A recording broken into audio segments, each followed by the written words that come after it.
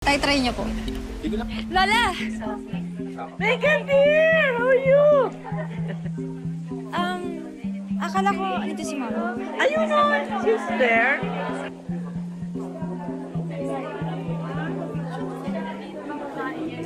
Talagang inuna pa talaga yung fans kaysa sa anak.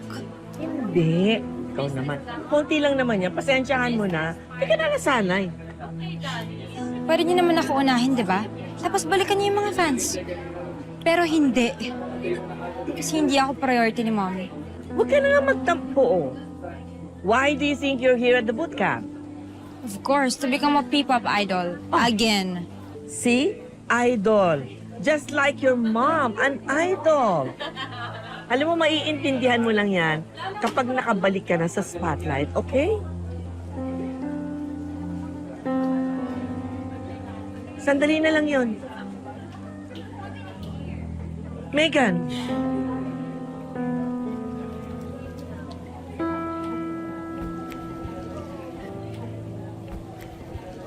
Ngayon na ka pa iniintay eh.